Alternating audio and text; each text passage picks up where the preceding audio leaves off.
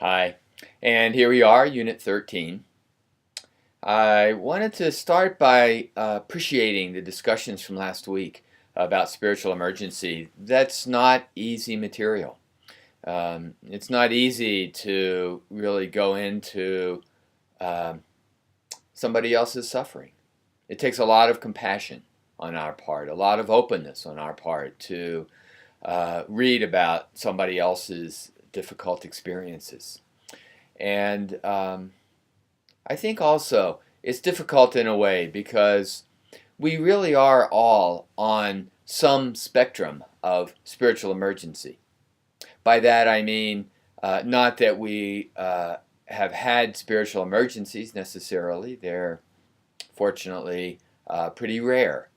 On the other hand, some versions of that kind of difficulty on the transpersonal path, I think, is common or nearly universal. You know, transpersonal development, transpersonal maturity, ego transcendence means leaving behind some of what we took to be our own identity. And in some cases, maybe even a lot of what we took to be our own identity. It means leaving behind our familiar sense of the world. It means letting go of the defenses that we at one time needed and continue to feel we need, psychological defenses against certain kinds of shame or anxiety or guilt or emptiness. And so, development on a spiritual path, on a transpersonal path, means confronting a certain kind of emptiness, a certain kind of inner chaos, on the way to finding a deeper fullness and a deeper order, a more expanded or higher order. So that some kind of spiritual emergency seems to be um, universal on a transpersonal path.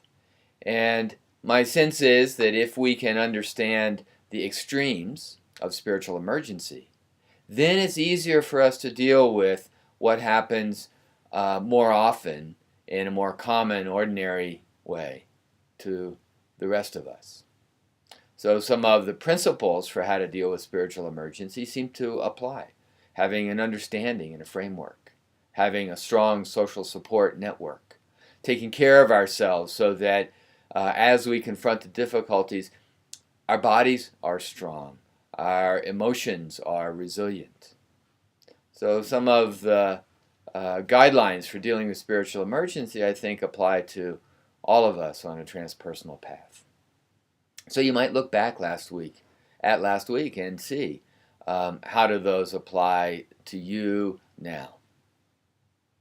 And this week presents a different sort of psychological suffering. And we look at the transpersonal implications or the contributions of transpersonal psychology to, again, one of some of the most difficult experiences that human beings could ever have. That is war, combat, intense violence. So again, we're looking for how transpersonal psychology can contribute to the full range of human experience, including, in this case, war. I think for most of transpersonal psychology's history, these were two completely different realms. And for myself, it's good to see that there are applications, that there are overlaps. So again, this week, I want to invite your sense of community. It has been really abundantly clear to both Matt and myself that this is a supportive community and that that's really important for going into difficult or challenging or troubling material. So we'd invite your sense of community. We'd invite your compassion and your openness to be with the suffering of others in a way that allows that suffering to heal and to bear fruit in the form of deeper meaning or perhaps even some kind of transpersonal development. So community and compassion. And finally, your curiosity, your openness to letting go of any preconceptions that you might have. I mean, in a way, critical thinking invites us to question our assumptions about the world or about a topic, to identify the underlying beliefs or unquestioned foundations for a particular argument. That's the heart of critical thinking. And here at Naropa, our contemplative approach to education invites us to go a step further. It does invite us into good, sharp, probing, critical thinking. What are the assumptions behind a certain point of view? And it invites us to bring this material into ourselves. It invites us to engage our hearts as well as our minds. It invites us to open to be not just changed, but transformed by the material that we study. So curiosity is a doorway to this kind of transformation, to be genuinely curious about what this material is. How does it relate to me? In some sense, we're all on some spectrum of relating to war. That is, relating to some kind of violence in life.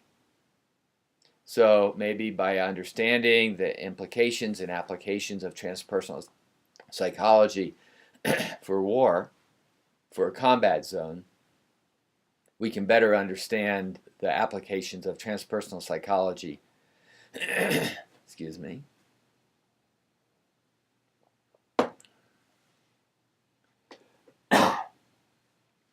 the applications of transpersonal psychology to everyday life. So, community, compassion, curiosity on the way to contemplative education and even transpersonal transformation. So, we look forward to the discussions this week. I'd like to finish with a bow just now.